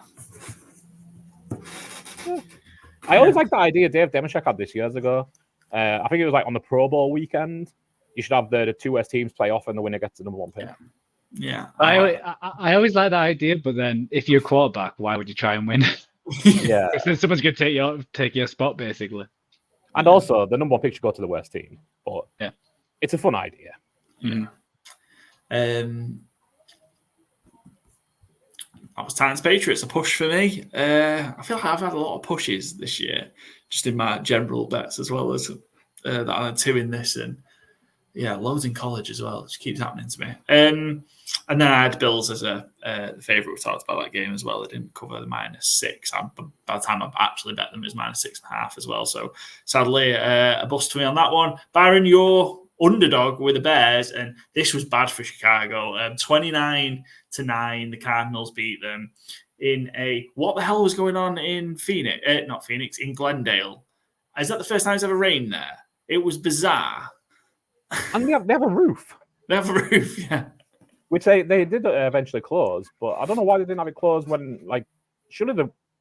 I know it can come fast in the desert, but like, should they have a weather forecast to some degree? Yeah, I was really surprised why they were shutting it during the game when, like, or why they hadn't shut it beforehand. I thought there was a rule about it, like, if it has to, it's one or the other. Yeah, me too. Yeah, beforehand. Yeah, yeah. I mean, if that is the case, maybe look at turning this one to blue. Push, maybe. Yeah. If the Cardinals violated roof rules, I think we should look into that. No, we've talked a lot about the Bears having a soft start to the season and a tougher second half of the season. I don't think I'll speak for myself, really regard the Cardinals as like the breaking point of that. But I mean, fair play to the Cardinals. They played really good defense last few weeks. They are top of the division. Offensively, they're doing okay. Running, especially, they are playing really well. Trey Benson's touchdown was the longest touchdown with 30 seconds remaining of the first half in the last 10 years. The Bears just didn't seem to be able to take an angle. The 2 safeties kind of just looking at each other while he just ran to the end zone. Very peculiar.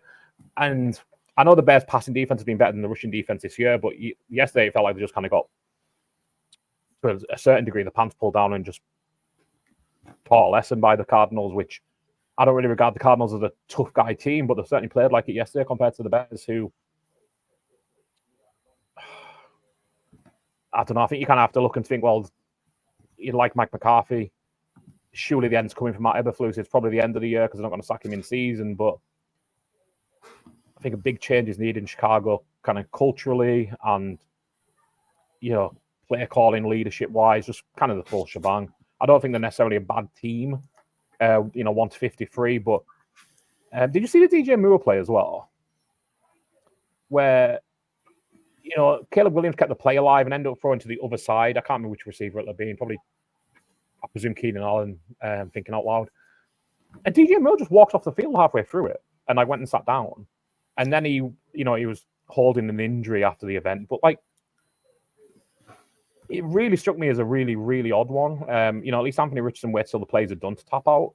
DJ Moore is doing it midway through, which I don't know. It struck me as very, very odd. He's just signed a new deal in Chicago, so he can't be unhappy there, surely. Not this far. He's never been a bad soldier in the rest of his career, DJ Moore, and he's been in some shitty situations.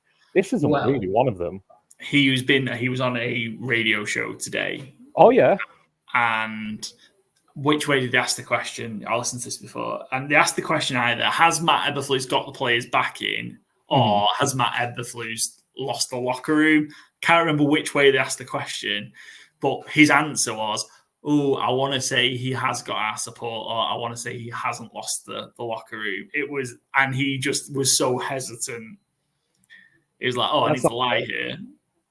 Yeah. It was very telling. I don't want to sound like a sociopath, but I kind of think if someone asked me about my boss or something like that, I think I'd be better at lying, even if it wasn't true. Yeah. Like, obviously, that's what lying is, I guess. But, like, I don't know, like, to go on a radio station where you're going to get these kind of questions because, you win the game yesterday. Unless he's trying to put the pressure, maybe he's been a unhappy camper and he's actually visibly showing it for the first time in his career. But it seems out of character for DJ Moore because, again, Carolina was a shit show his entire time, basically. Mm-hmm. Chicago wasn't exactly sunshine and rainbows last year. So it seems weird that now is like the turning point of his career where it's like, I ain't taking it anymore. Very weird. But, I mean, overall, Chicago didn't play well in any aspects of the game. No. It's another team with a shockingly bad offensive line as well. Yeah. When you look at, I think the Cardinals, their defensive line was like near the bottom for all the stats. But yesterday they got 6 sacks, 5 tackles for losses, 12 QB hits.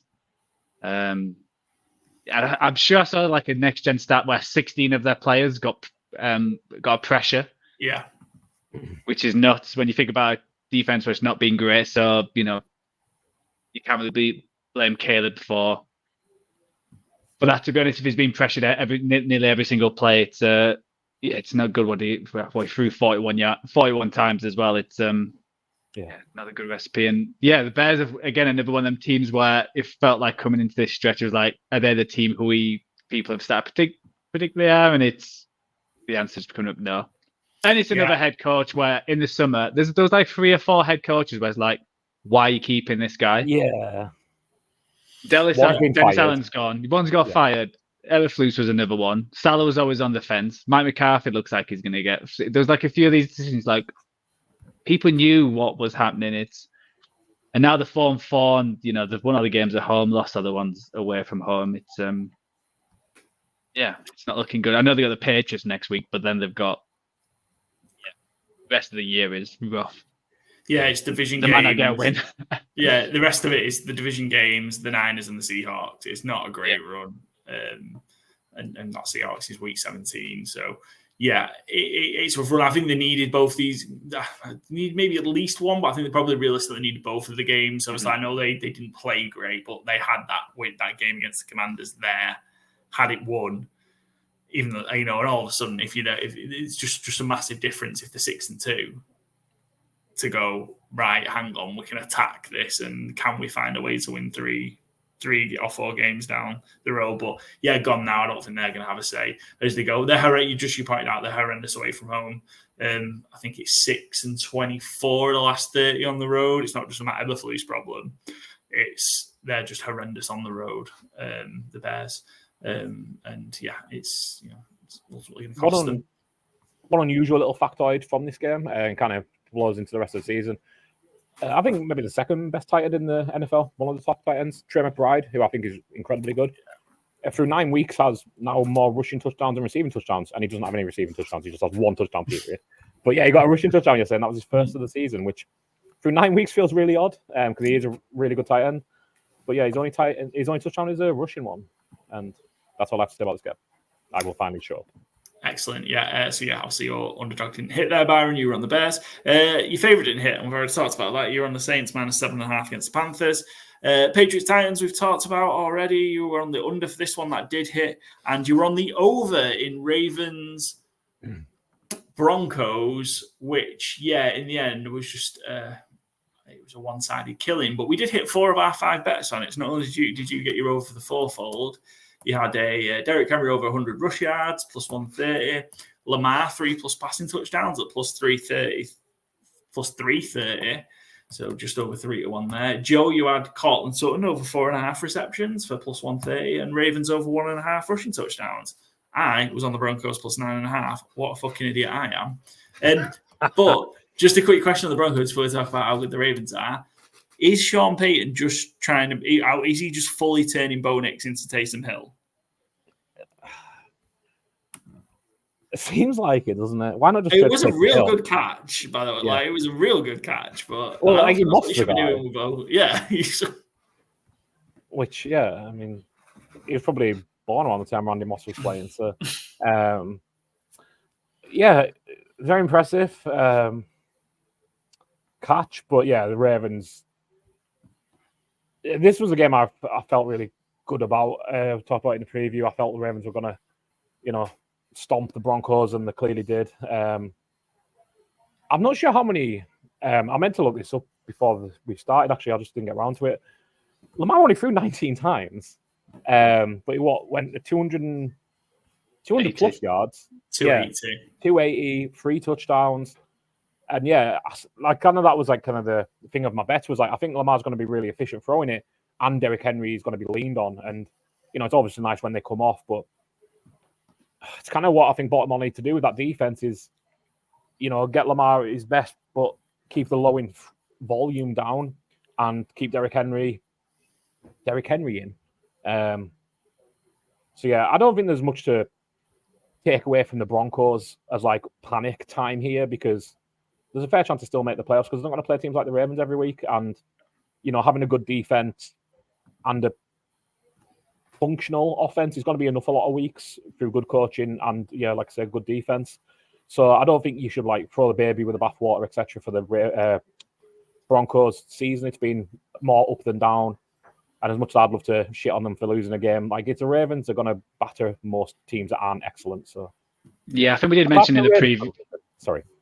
Yeah, we mentioned the Broncos defense because they felt like they were like a top 5, how they were playing. If this was like an time test, if they were actually going to step up against a good offense, because it felt like the last few weeks they've been playing bad offenses, and does that mask how good they actually are and what kind of defense they are? And they absolutely got battered. I think there was a few times like Zay Flowers had another huge game, plenty of catches where he was spinning out and whatnot. And like you said, that running game. So I had the Broncos to cover as well, because I thought they put a bit more of a fight, and I thought that defense could keep them in it, but they just got blown out. And that offense is, like you said, I think it's just average in terms of they had to do a trick play to score their touchdown. There was plenty of fourth downs where they didn't hit it, and it's not like the Baltimore defense has been great. It's been a good run defense, and it did well in the red zone today, but it's not been amazing. So I was a bit disappointed with the Broncos, and I think with the Ravens, didn't have Deontay Johnson, so that they'll have him as well, so that offense can even look scarier. And that defense, they did play better this week. I feel like they've still got an issue with like the number 1 cornerback against their number 1 wide receiver, because I had the Sutton bet, which you mentioned, but I also put I think I put 50 or 75 yards on that as well, and he managed to hit that. It was over 100. So they keep letting wide receivers have big games, and I think against teams like the Broncos, they can still win. But when it's a big game, like when they play the Chiefs, the Bills, and whatnot like that, then they need to tighten that kind of game up, or they'll have games like they did against the Browns. So impressive win for the Ravens, and the Broncos have like slid down a bit. And I think overall they probably are like a 500 team if I had to like judge them this year. So it was they definitely shouldn't have been a 6-3 if they won this kind of game. It makes sense. The records, how it ends. Broncos again are going to be 9-point underdogs against the Chiefs next week. The Ravens play the Bengals on Thursday Night Football. We'll talk about that game at the end. Let's talk about the Bengals next, because Brendan had the Raiders as his underdog in his fourfold. So he had the Rams as his favorite, who won. In overtime, he had the Raiders as his underdog, as he supports Las Vegas Raiders. Plus 7.5. Quick start with the Raiders. They've cleaned house on the offensive side of the ball. Was it offensive coordinator, quarterback coach, and was the O-line coach as well? Is all three? Luke Getsy and co. They've seen enough, and so I can't see how this isn't going to end with Antonio Pierce getting fired at the end of the season. I agree. I think it's bottom out, and I think you can say something about the offense. And again, it was a strange decision why they even brought that group of people in. I think at the start of the year, it's like. And I thought Pierce deserved to get that job, and I thought he was going to have a good year. But again, it's another one of them teams where there's nothing going well with them. Like you can fire all your offensive staff, but you let a team put 41 on you, and it's not that the Bengals have been blowing teams out. And Burrow looked like his old self, and when Mike Gesicki is getting 100 yards on you, I think he should look at firing his defensive staff as well, because. Just not good enough, and another lost season. And where'd you go? I think again, it's another team where they have one or two star players, and then the rest of the roster looks meh. Yeah, I think the reason it was the offensive staff was really like, obviously they went through AOC, Minshew, and they're finally on the third quarterback, and they're seeing what they're getting from him, and they thought, just got to get rid of them all.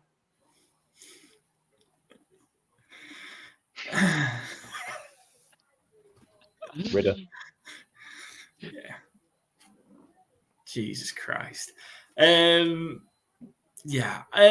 Ridder kind of looks okay, but also the game was dead, and it was a quarterback's called Ridder as well. Yeah, it was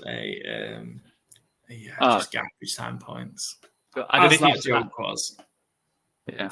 So I've just seen a news headline. Don't know how much true it is. They may consider John Gruden for an offensive coordinator role. Certainly offensive. Have you seen? I don't know how. Why is he back out? Yeah. What? Go on. Sorry, Joe. Yeah, I don't know how true it is.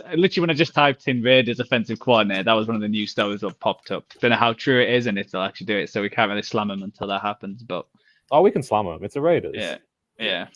Yeah, he's making YouTube videos and TikTok videos, and he seems to be out in the circulation. He's on a podcast that I listen to, Pardon My Take, and I think those guys from Barstool are great. He's a horrible, abhorrent, racist human being. Why is he just not excommunicated? Because it's the NFL. And the Raiders know him, and Mark Davis has got as many brain cells as he has good haircuts. Like, I don't think Mark Davis is diving deep into his Rolodex. Yeah. We don't need Gruden back in the NFL. We certainly don't, no. We also don't need John Gruden voting, because I'm pretty sure I know where that's going. So, well, we're going to have Byron's got an election special bet to share at the end of the episode. I'm sharing it as well, jeez. Should have time to put it on if you listen to the pod on Tuesday morning. I guess the markets will still be open. Yeah, they will be. Yeah. It will be, yeah. Anyway, yeah, Bengals 41, Raiders 24. Bengals 4-5. A huge game on Thursday Night Football against the Ravens with a chance to get back to 500. Feels, well, we've said this a few times, the Bengals. It feels like make or break. I don't know, even if we lost the game 4-6. Again, with the way the AFC is, they're not out of a wild card spot. They're only be a game or two behind, but it just feels like the momentum they could get if they could find a way to beat the Ravens. Yeah, and I would say they have got the Chargers, Steelers, and Broncos, and Steelers again. So you're playing them teams who are challenging for the playoffs. Yeah. So we'll talk about that when we do the TNF. We'll get to it, yeah. But yes, Bengals 4-5. That's the end of our fourfold. So yeah, who was both you two were 2-2. In fact, no, you're all Joe. You were 2-2. So was Byron. So was Brendan. I was 1-2-1. So you both caught up a game on me this week. Half a game. Half. Yeah. Oh yeah, half a game. Sorry. Yeah. I'm leading the way 20-14-2. Joe's next 16-19-1. Byron 16-20, and then our guest at 15-20-1. I'm trying desperately not to end up in Taco Bell for 24 hours. We'll see how it goes. Doesn't feel like a really big lead at this point, does it? Anyway, on to our ATS picks. Pretty close, to be fair, this week between us. Me and Joe sat at 6-7-1. Byron, you're 7-6-1. Potentially, if the Chiefs cover, to extend that to 8-6-1. And we'll be 6-8-1, so to get a couple of games back on Joe, put a bit more of a gap between me and you. I've closed the gap the last 2 weeks. Considering I was like nearly 30 games behind Joe a couple of weeks ago. I suppose the only games we haven't talked about, Thursday Night Football, mentioned it before. Yeah, probably the play of the season, either catch or highlight of the week and possibly season so far. That Garrett Wilson grab was unbelievable. He was the Michael Jordan logo in that moment. The basketball player, not the not the Patriots lineman. His thing was just swiveling his head trying to look for Drake May. But phenomenal stuff, and I have no idea how he gets the shin down.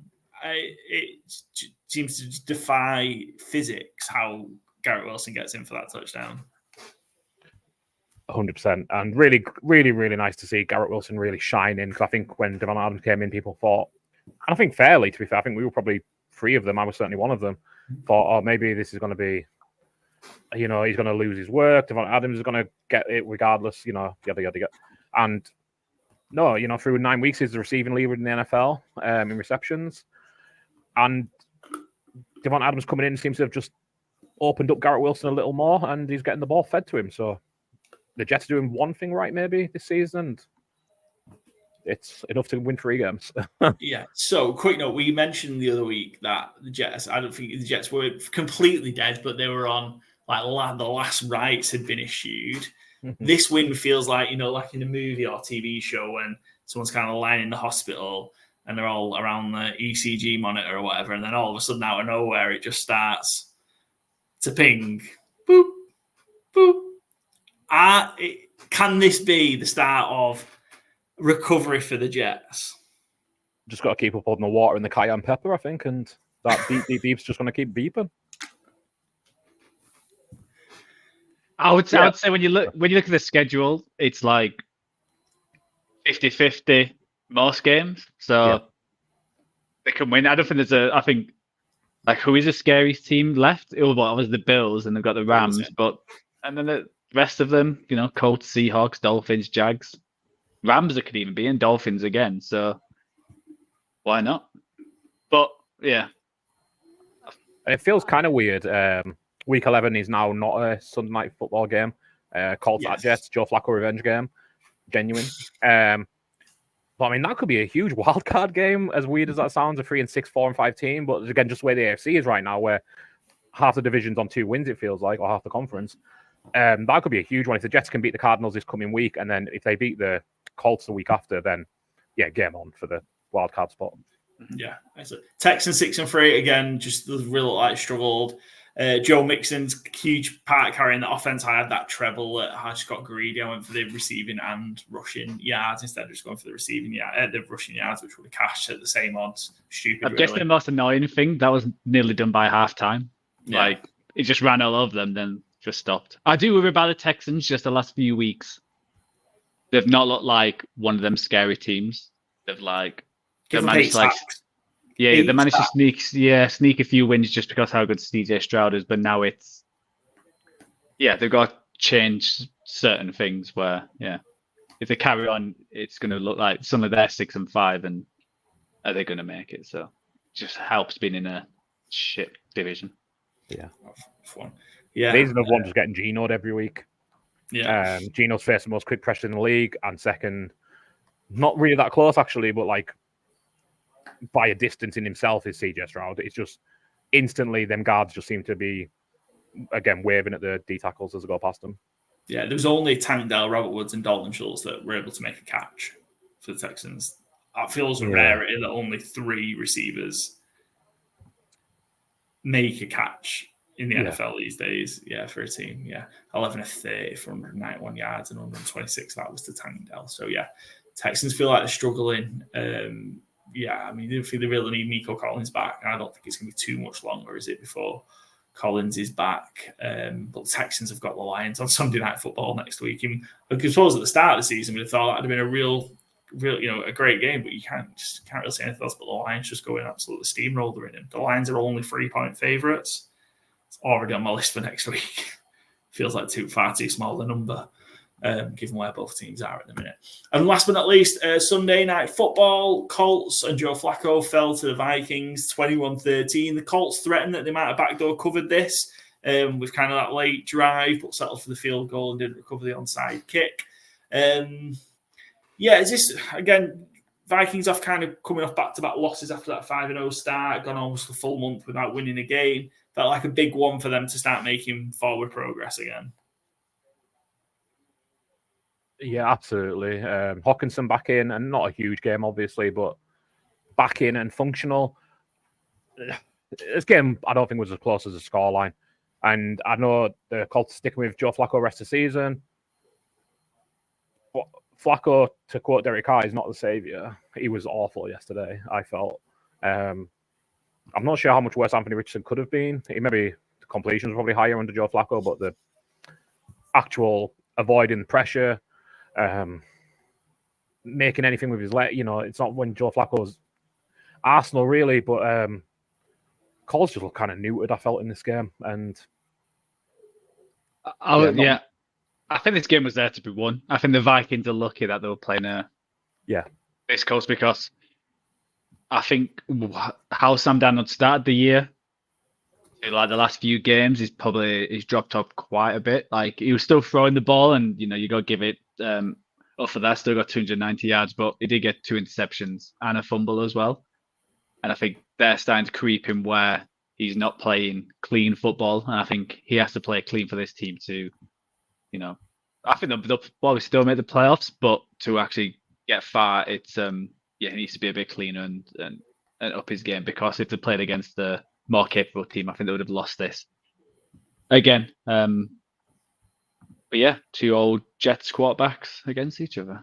Scrappy this one, wasn't it? With a 3 missed field goal, back to back, 3 consecutive drives, and those back to back interceptions, weren't there, as well? Yeah, scruffy stuff. Maybe this one should reflect that Sunday Night Football. Anyway, that wraps up. That's our go through the games. On to week 10. But before we do that, we're going to have a quick look at Fantasy Gameday winners. So we were unable to, shout out Byron, who found the winner of Fantasy Gameday online. We invited him. Fantasy Gameday tweeted about it, to be fair. Oh, did they? Is that where it came from? All right. Yeah, so I think he posted it. Yeah, I think he posted and then they retweeted him. Right, okay, that's fine. Oh, well, I should have seen it then. I didn't, damn it. So shout out Eggboy83. I can't remember what the Twitter handle is. Eggboy83. Sorry, it made me chuckle that. Captain Eggboy is the Twitter account. And the picture is a picture of Uncle Rico from Napoleon Dynamite. We should have put that on the screen. But yes, apparently it was their first time playing Fantasy Gameday, and they won the £7.50 OG game. So, yeah, congrats. I'll say congrats, but yeah. We'll see if it's beginner's luck or not. And they're going to contribute tips for next week, for our week 10, so we'll share them, but sadly couldn't make it on the pod this week. 225, pretty impressive score. Kamara's captain. Stafford, popular choice at quarterback, didn't obviously rip up too much, but 17.9 points. Tracy, again, another popular pick, but again, though, just didn't really get it going on the ground. This is, I think, where the money was, wasn't it? Chase Brown, big game. Cooper Kupp, JSN career game with 37 points, 108 receiving yards and 2 receiving touchdowns. Huge game from Saquon. And then Mike Gesicki, I think, was the difference maker there with his 100 yards and 2 receiving touchdowns. Yeah. Well done, Eggboy83. Well put together team. Yeah, great stuff from the Captain Egg. Boy. Fantastic, yeah. That Gesicki shout. Gesicki's been, again, I don't have his stats in front of me, annoyingly, but Gesicki's been surprisingly decent this year in terms of just like big games. Not every week, but when he hits, he really hits. 2 touchdowns, 100 yards. I mean, if I was going in those games with Nutty Higgins, I'm thinking, Jamar Chase goes off and you have to pay up to get him. But, egg on my face, because actually the correct call was Chase Brown and Mike Gesicki. Zach Moss injured as well for multiple weeks as well, so I suspect Chase Brown's price would have been going up anyway. It's going to go up even further, I think, for Fantasy Gameday. Just a reminder. So I was going to say neck injury sounds. Yeah. You don't want to fuck with that. And also, I'll just shout Eric Halls might be done for the year. I know he's one of Byron's favourites, but or TD. Yeah, tore his ACL, same one he tore in October 2023 in college, so that does not bode well for his future period. Really sad. Get over that sad news, though, by playing Fantasy Gameday. Go download it now. Use promo code COVER to sign up, and you'll receive a free game after your first entry. There's even more games now. So this week was the first week with the dedicated early games and early slate game and dedicated late slate game. It's nice to say that. With £5 entries, so loads of games for you, different price points, different games. Give me the guys are coming up with more and more each week as well. So yeah, come and get involved and play. 18 years or over, UK only. And as always, please gamble responsibly. I'm going to finish up. We've already alluded to it. It's a huge Thursday night game. In the AFC North, it's the Bengals at the Ravens. The Ravens are 6-point favourites. The over/under is 52.5. Feels like a big number for a Thursday night game. Where we think of this one, I think this one could be a great game. It was the game in Cincinnati a few weeks ago was a fantastic one. The Bengals outlasted it. The Ravens outlasted the Bengals 41-38. Was it? I feel like that's right. Yeah. So it could be in for another cracker. Yeah. Where are we thinking on this one? I think you're looking at a great game. Bengals +6 seems big. It's a big number, isn't it? You know, all throughout the season, issue with the Bengals is they can't tackle. And Derrick Henry can't be tackled. You know, you kind of combine those two things and you think, well, that might be a bit of a bloodshed game for the Bengals. T. Higgins not practicing again today on a short week turnaround. Is he just quitting? I was going to say quiet quitting, but it doesn't seem that quiet, does it? Yeah, potentially. And then Jermaine Burton is kind of... He might be quiet quitting because he's just fallen asleep in meetings, turned up in his pajamas. Joe Burrow told him to get off his fucking bench if you're not going to be active. So yeah, Yoshi continues to shine, be active, I guess maybe is more the point than shine. I think if I had to have a lean at this early in the week, I'd probably go Ravens -6, but not feel great about it. I think the over 53 kind of appeals truthfully because I could see this being another shootout because I don't trust either defense and both offenses are really, really, really good. So yeah, would you try to see Burrow and Lamar put up 3 each again through the air? I wouldn't off the top of my head. There's not many markets up for this game, sadly, to look in depth, but obviously we'll have our sheet up nearer the time. But I can't wait for the game. I think it's going to be a night and day compared to the last 2 Thursday night footballs when we had the Saints, Broncos, and the Jets, Texans. Yeah. Unless I've missed one in between there. But no, you're right. Yeah. Yeah, which were both pretty dog shit games of football, truthfully, for the most part. Well, I think this is 2. I know the record might not say it for the Bengals, but you've probably got them still in your top 10, Paul. So 2 really good football teams generally and 2 good offenses. So yeah, it should be a really good watch, if nothing else. They might be making a move back into the top 10. I don't doubt it. I'm assuming they're going to jump the Vikings. They're going to go top 4. Ravens have covered the last 4 against the spread, won 4 of the last 5 and gone 4-0 against the spread in the last 4 meetings. And the last 4 meetings between these two hit the over as well. So to make that what you will. Joe, where are you leading to? I think I might lean to the Bengals. Yeah, probably the Bengals -6. Now, for play the bets, I'll probably look at Henry and Chase because I think it's going to be, again, huge yards for both because that's what the other team, Bengals can't tackle and Ravens can't stop the number 1 wide receivers. So I think looking at yards for them too will be, I'll probably be playing this Thursday. Excellent. Right, that wraps up our Week 9 review episode here at Good Teams and Great Teams Cover. Join us again for our mid-season awards episode. We've got the overtime series is making its return. We've got our mid-season awards. So yes, you can join us for that. We'll be back with our preview episode for Week 10. We're going to be previewing the Germany games in Munich as well. And we've also got one of the guys from the Atlanta Falcons UK group joining us as well. After Falcons just beat the Cowboys as well, who picks these guests? What terrible week to do that. And also by the time we're back for our preview, we'll know who the next president of the United States of America is going to be. I don't know that we will. It took a while last time. Byron, you have got, I don't know a tip, but you've placed a bet. We could have done a whole episode on US presidential election bets, but we haven't. But you've placed a punt just because you have to get me to place it for you. Yeah, don't have money markets in the US for this. I think this is the first US election where sports betting has been legalized and there's actual favorites. But like even DraftKings doesn't take odds on it. So like I don't know where people bet on this. Yeah, but it literally doesn't exist on DraftKings. Even just bet the president, which is wild because I mean you got in England you can bet on every state. You can bet on every percentage of college votes, percentage of the popular vote, total popular vote, etc., etc.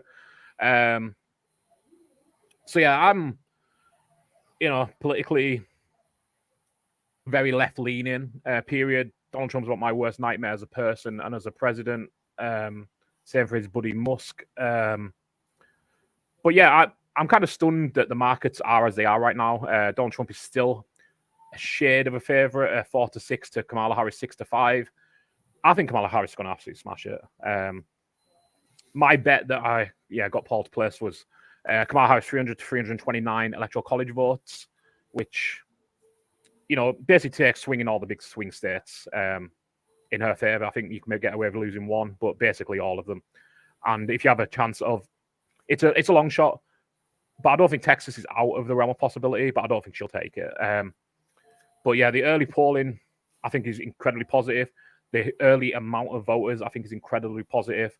The amount of female voters is incredibly positive. And, Saturday night, you got the Iowa pollster Ann Seltzer going from a Trump +4 to a Harris +3. I think she's got every election right since 2008.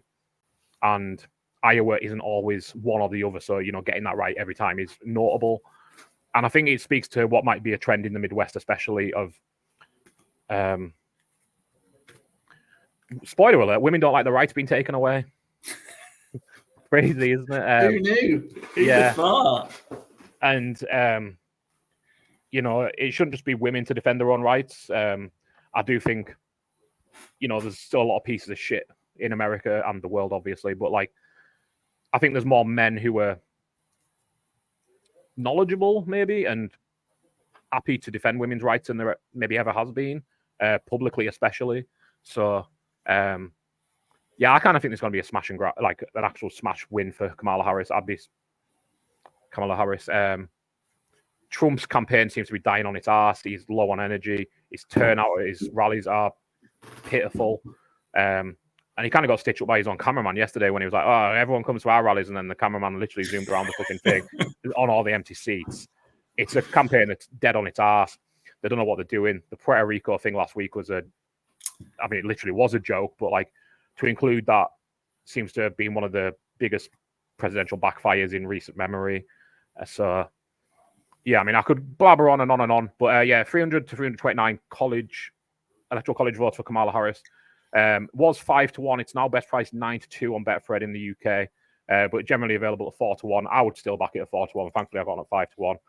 I had to make sure I nudged Paul to make sure he got it on while just it was about 5-1. Before it kept falling.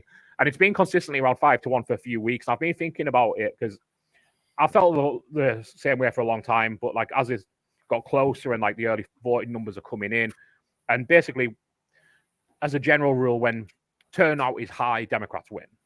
Yeah, is just kind of the long and short of it. And I think we might see a big blue sweep tomorrow, Wednesday. Fingers crossed. Come this time tomorrow, no doubt Donald Trump will be claiming the election, whatever the case is. But hopefully by Wednesday, reality bites him, and he'll be wearing an orange suit in a few months' time. Yeah, and hopefully it doesn't match his skin tone. Drag on, and you'll get your winnings paid out relatively quickly, and hopefully it doesn't obviously linger for a while. And in short, basically, should know when the Commanders beat the Bears the other week.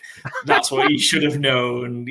Lump it on Kamala. The sitting party always wins if the Commanders win their last home game before the election, which they did on a Hail Mary. God bless Jaden Daniels. God bless Jaden Daniels. God bless Tyreek Stevenson. Yeah, doing his bit. He's in his bit. Cool. Right, that wraps us up. We'll be back with our overtime show midweek. So catch that on the usual channels: Spotify, YouTube.